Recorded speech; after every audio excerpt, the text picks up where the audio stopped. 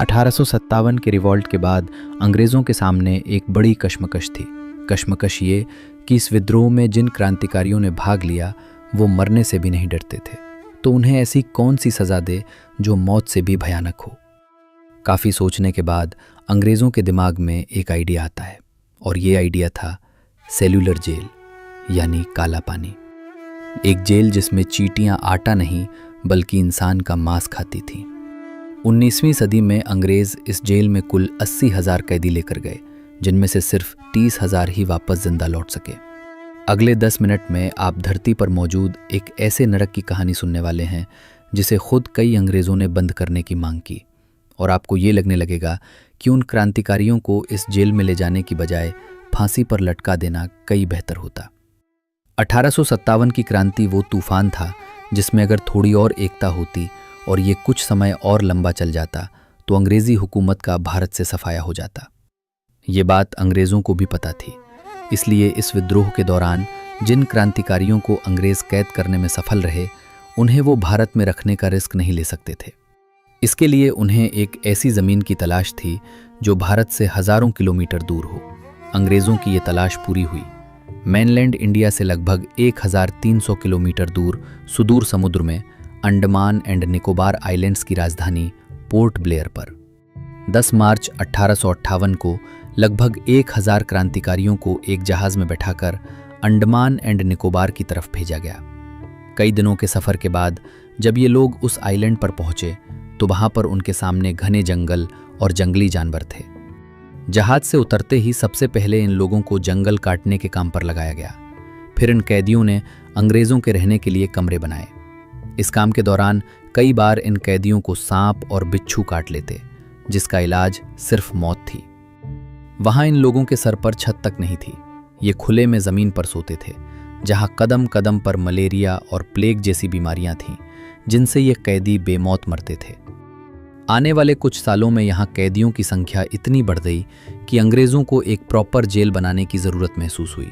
साल 1896 में ये काम शुरू हुआ। सबसे पहले एक बड़ी 4 दीवारी बनाई गई, जिसके बीच में एक बड़ा टावर बनाया गया। जेल का निर्माण कार्य कैदियों के कंधों पर ही था। मुख्य इमारत के कंस्ट्रक्शन में बर्मा से लाई गई लाल ईंटों का इस्तेमाल हुआ। 1906 में बनकर तैयार हुई ये जेल 7 इमारतों में बटी हुई थी। जेल की मुख्य इमारत के अंदर इमरजेंसी के लिए एक बड़ी घंटी लगाई गई। कैदी एक दूसरे के साथ संपर्क ना कर सके, इसलिए इन 7 इमारतों में तकरीबन 700 बैरक बनाए गए। कोठारियां इतनी छोटी थी कि एक इंसान ठीक से हाथ पैर भी नहीं फैल सकता था। वो कमरे नहीं, ईंटों से बने ताबूत थे। इस जेल को धरती पर बना हुआ नरक क्यों कहा जाता था, इसके पीछे वजह थी इसकी बनावट और यहाँ पर रहने वाले अंग्रेज अधिकारी जो जल्लाद थे। जेल में रहने वाले प्रत्येक कैदी को कोल्हू के बैल की तरह हर रोज नारियल का तेल निकालना पड़ता था, और जो कैदी ये काम नहीं कर पाता उसका शरीर कोड़ों से छिल दिया जाता। नारियल से तेल निकालने के अलावा इन कैदियों से रस्सी बनवाना, कपड़े सिलवाना और चक्की से आटा पिसाई जैसे काम करवाए जाते। अगर कोई कैदी काम ठीक से नहीं कर पाता तो उसे हथकड़ी से बांधकर एक दीवार के सहारे खड़ा कर दिया जाता, जहां वो कई दिनों तक बैठ नहीं सकता था और न उसे खाने पीने के लिए कुछ मिलता। जेल में सैकड़ों सिक्योरिटी गार्ड थे। गलती करने पर इन कैदियों को ऐसे खुरदुरे कपड़े पहनाए जाते थे जिनसे इनका शरीर बुरी तरह छील जाता था। सोचिए, एक तो गर्मी का मौसम और फिर इस तरह के कपड़ों में कटा फटा शरीर, कितना पीड़ादायक था। इन कपड़ों में ये कैदी हिल भी नहीं सकते थे, और फिर इन घावों से जो रस्सी निकलती थी उसका भी कोई इलाज नहीं था। और उन खुले घावों पर जब जंगल की जहरीली चींटियां चिपक जाती थीं तो कैदी चाहकर भी उन्हें हटा नहीं सकता था। दलक से टॉयलेट की सुविधा भी नहीं थी। कैदियों को 2 तरह की थाली मिलती थी, एक से ये खाना खाते और दूसरी को नहाने धोने और शौच के लिए इस्तेमाल करते। रात के समय इन लोगों को बिना बिस्तर नीचे ज़मीन पर सोना पड़ता था। कई कैदी इन सजाओं से तंग आकर भागने की कोशिश भी करते थे, लेकिन लगभग सभी पकड़े जाते। पकड़े जाने पर इन्हें तड़पा तड़पा कर मारा जाता। इन सब के बाद भी अगर कोई कैदी भागने की कोशिश करता तो पहले तो वो वहां से निकल ही नहीं सकता था, क्योंकि जेल के चारों तरफ बस घने जंगल ही जंगल थे, जहां पर जंगली जानवर उन्हें नोच नोच कर खा जाते। और दूसरी बात यह कि यहाँ से कोई कैदी भागना भी नहीं चाहता था। क्योंकि इस वक्त तक अंग्रेज इन कैदियों की जिंदगी इस कदर नरक बना चुके थे कि अब उनमें जिंदा रहने की इच्छा ही खत्म हो चुकी थी। मार्च 1868 की बात है।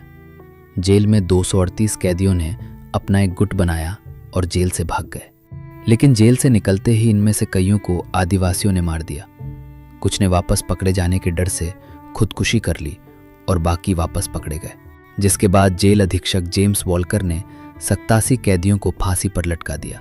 फरवरी 1872 में वायसराय लॉर्ड मेयो जब अंडमान की यात्रा पर थे, तब इसी जेल में एक शेर कैद था, शेर अली अरीदी। एक शेर जिसने पिंजरे में रहकर भी शिकारी का शिकार कर दिया। वो कैदी जिसने भारत के सबसे पावरफुल आदमी वायसराय लॉर्ड मेयो को जेल के अंदर ही मौत के घाट उतार दिया, जिसके बाद ये जेल और मशहूर हो गई। शेर अली को फांसी हुई। साल 1872 में यहां से 2 कैदी भागने में सफल रहे। इन दोनों ने जंगल से लकड़ी काटी और एक नाव बनाकर कोलकाता की तरफ भाग गए। लेकिन ये उनकी बदकिस्मती थी कि बीच रास्ते में उन्हें एक अंग्रेज जहाज मिल गया और दोनों वापस पकड़े गए। 1857 के मशहूर क्रांतिकारी और उर्दू के प्रसिद्ध शायर अल्लामा फजले हक खैराबादी भी इस जेल में कैदी थे। खैराबादी इस जेल के बारे में लिखते हैं कि हर कोठरी में कच्चा छप्पर था जो दुख और बीमारियों से भरा हुआ था। कोठरी की छत हर वक्त टपकती रहती थी, हवा पथरी से भरी थी और बीमारी का खजाना थी। बीमारी सस्ती थी और दवा महंगी थी। बीमारियों की तो कोई गिनती ही नहीं थी। चारों ओर खुजली और कुबा फैली थी। घाव भरने के लिए कोई इलाज नहीं थी। दुखी आदमी को दिलासा देने वाला कोई नहीं था, ना ही बीमार व्यक्ति पर दया थी। दुनिया की कोई भी मुसीबत यहाँ के दुखों की तुलना में कुछ नहीं थी। यहाँ साधारण बीमारी भी खतरनाक है। बुखार मौत का संदेश है और मस्तिष्क की सूजन का मतलब तो मौत है। यहाँ कई तरह की बीमारियां हैं जिनका किताबों में नाम तक नहीं है। जब कोई रोगी मर जाता है तो साफ सफाई करने वाले शैतान लाश को उसके एक पैर से घसीटता हुआ बिना नहलाए कफन के उसके सारे कपड़े उतार के एक ढेर के नीचे दफना देता है। न उसके लिए कब्र खोदी जाती है और ना ही मृतक के लिए नमाज अदा की जाती है। अंततः 1861 में 65 साल की उम्र में खैराबादी भी इन्हीं दुखों के साथ दुनिया से विदा हो गए। 1908 में चंदन नगर में कमिश्नर के घर बम फेंकने वाले इंदु भूषण रॉय को भी इसी जेल में रखा गया था। जब से वे इस जेल में गए थे तब से उन्हें हर रोज अपमानित किया जाता था, जिससे आखिरकार वे इतने टूट गए कि उन्होंने माफी मांगने के बजाय अपने कुर्ते से फांसी लगा ली। इंदु भूषण की तरह इस जेल में हर रोज कई कैदी खुदकुशी करते थे। कई बार इन सब से परेशान होकर कैदियों ने भूख हड़ताल भी की, लेकिन अंग्रेज इतने जालिम थे कि वे जबरदस्ती इन कैदियों के मुंह पकड़कर उसमें एक नली के जरिए खाना डाल देते, और ये खाना तब तक डाला जाता जब तक कि कैदी मर न जाए, ताकि डर के मारे अगली बार कोई और कैदी भूख हड़ताल न कर सके।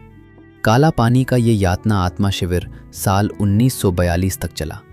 फिर सेकेंड वर्ल्ड वॉर के दौरान 1942 में अंडमान और निकोबार द्वीप पर जापान का कब्जा हो जाता है, और फिर तो अंग्रेज़ों के खुद के पैर भारत से उखड़ने लगे। इसलिए 1945 में ये जेल हमेशा हमेशा के लिए बंद हो गई। अंग्रेज़ इस जेल में कुल 80,000 कैदी लेकर गए, जिनमें से 50,000 कभी वापस नहीं लौट पाए। वो 50,000 लोग सिर्फ आंकड़े नहीं थे, वो किसी के बेटे, किसी के पति थे।